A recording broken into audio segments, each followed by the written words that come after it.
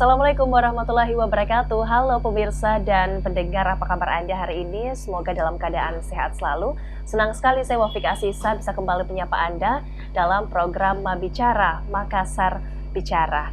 Nah pemirsa dan pendengar, isu kami terkait dengan Membicara episode kali ini, kenaikan harga BBM. Ini jelas mendorong kenaikan biaya produksi dan dikhawatirkan akan mendorong inflasi yang berpengaruh terhadap pertumbuhan ekonomi. Lalu seperti apa sih hal-hal yang perlu diperhatikan bersama dalam kondisi saat ini? Saya akan berbincang bersama dengan Pak Rey Suryadi Arsyad, anggota DPRD Kota Makassar, Komisi D. Assalamualaikum Pak. Baik, waalaikumsalam warahmatullahi wabarakatuh. Apa kabar nih Pak? Baik, alhamdulillah. Apa kabar? Alhamdulillah Pak. Sebelumnya terima kasih banyak nih Pak sudah meluangkan waktunya untuk kami tim Fajar TV berkunjung di kediaman Anda hari ini.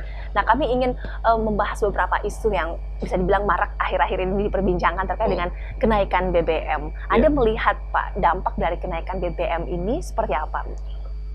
Dampak kenaikan BBM ini tentu saja sangat memberikan banyak beban kepada masyarakat kita, terutama masyarakat kita yang melakukan produktivitasnya setiap hari itu menggunakan bahan bakar itu, ya kan. Memang banyak sekali kemudian masyarakat di Kota Makassar yang melakukan transportasi, ya kan, menggunakan transportasi setiap hari, yang kemudian adanya efek shock kepada mereka yang kelihatannya juga memang memberikan dampak yang luar biasa beratnya, sehingga banyak dari masyarakat kita yang sampai sekarang dari awal BBM itu diumumkan kenaikannya sampai sekarang masih melakukan demonstrasi. Sebagian dari masyarakat kita masih melakukan demonstrasi. Memang rasa-rasanya ini adalah demonstrasi yang sangat lama yang kita lihat dari awal mereka lakukan, karena memang mereka itu merasakan dampak yang luar biasa.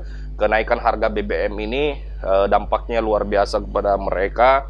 Mereka merasa berat dan sungguh berat, dan kemudian yang menjadi perbandingan, yang menjadi compare-nya adalah pemasukan atau gaji mereka itu sama saja, tidak ada kenaikan yang menyesuaikan kepada para pekerja kita. Makanya kayaknya ini perlu ada instruksi khusus kepada perusahaan-perusahaan yang mempunyai karyawan-karyawati yang cukup banyak, yang kemudian bisa menyesuaikan adanya kenaikan harga BBM ini. Karena bisa dibilang kenaikan BBM masalahnya cukup kompleks, kenaikan bahan pokok juga, sedangkan UMR tidak naik. Tidak naik. Itu selalu menjadi tuntutan ya Pak. Penghasilan mereka tidak naik. Itu menjadi tuntutan yang luar biasa. Kita melihat, ya kan, banyak sekali kemudian ibu-ibu. Ya, ini ibu-ibu juga kayaknya ikut andil dalam hal menyuarakan ini, ya kan? Karena sangat terdampak sangat tertekan, karena kan memang secara langsung itu mempengaruhi kenaikan bahan pokok juga, ya kan. BBM ini secara langsung mempengaruhi kenaikan bahan pokok yang ada di pasar. Semuanya pada naik, semuanya tidak sesuai dengan harga standar rendah sebelumnya. Di kita kan di pasar itu ada misalnya harga standar rendahnya, ada kemudian kenaikannya itu tak terhingga. Tapi kemudian ketika berada di harga stabilnya, harga rendahnya itu, nah harga rendahnya itu naik gitu kan, ada kenaikan. Kami juga berada di sektor perikanan, makanya kami berada di pasar perikanan itu banyak yang ngomel-ngomel ibu-ibunya, ya kan. Mereka merasakan, wah ini ikan ini misalnya ikan bandeng biasanya yang harganya cuma 10.000, kenaikannya sampai 50%, 25% sampai 50%, bahkan ada yang jual sampai 12.000, ada yang jual sampai 15.000. Makanya ini memberikan dampak yang cukup luar biasa. Untuk nelayan sendiri Pak yang terpaksa menaikkan harga ikannya karena bahan bakar yang digunakan melaut memang cukup tinggi ya Pak. Apa yang menjadi ini di masyarakat khususnya di daerah pesisir nelayan itu seperti apa Pak? Kami awal kenaikan BBM itu tentu saja ini kan setiap di dalam sektor nelayan itu setiap mereka melakukan sebelum mereka melakukan aktivitas pencari ikan, tentu saja mereka melengkapi operasional yang ada. Misalnya BBM-nya, makanannya, apa dan sebagainya. Yang biasanya mereka, misalnya kapal yang berkapasitas 10 GT, 10 ton lah, 10 gross ton. Itu yang mereka biasanya hanya mengeluarkan sekitar kurang lebih 15 juta misalnya kan, biaya operasional sebelum mereka berangkat. Mereka sekarang mengeluarkan lebih daripada itu, mungkin sampai 20 sampai 25 juta gara-gara ada kenaikan yang menyesuaikan. Ini kan BBM-nya naik, kebutuhan nasinya naik, ya kan? Kami itu menggunakan kalau kapal kecil anggaplah Joloro ya, kita bilang di Makassar itu Joloro.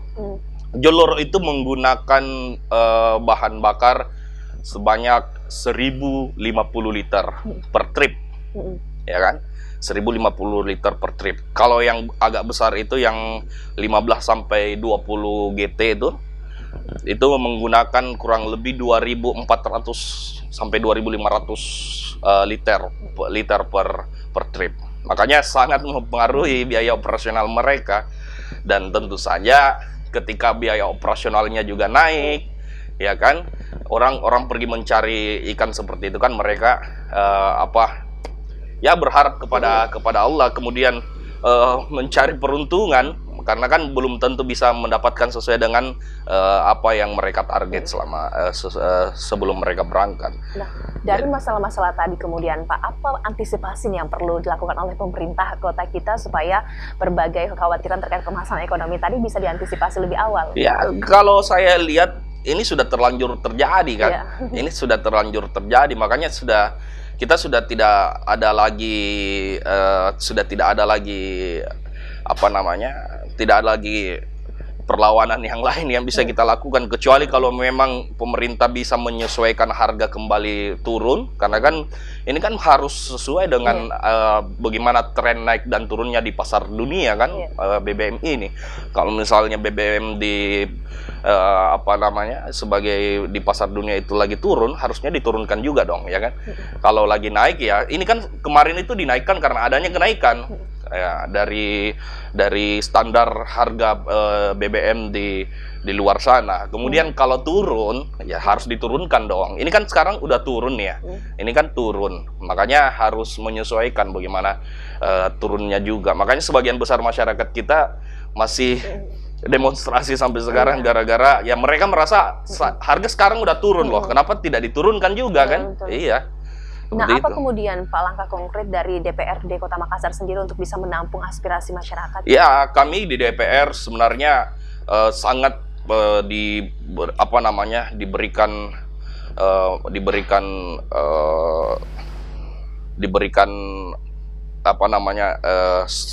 setiap hari itu adanya demonstrasi. Kami menampung, ya kan? Kami mencoba untuk bagaimana selalu mendengarkan aspirasi masyarakat kita, yang kemudian banyak sekali. Kemarin itu sampai dari Kima, buru-buru dari Kima datang ke DPR menyuarakan aspirasi ini terkait dengan sampai di mana kami bisa membawa aspirasinya mereka.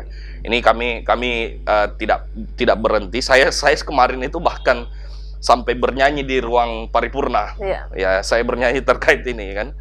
BBM naik tinggi, susu tak terbeli. Itulah yang kemudian saya berikan statement-statement seperti itu. Tapi ini memang kami di DPR Makassar secara fungsi memang tidak langsung menyentuh yang namanya kebijakan terkait dengan kenaikan BBM ini. Namun kemudian perlulah kami ini sebagai wakil rakyat ya kan selalu menyuarakan apa yang disampaikan oleh rakyat.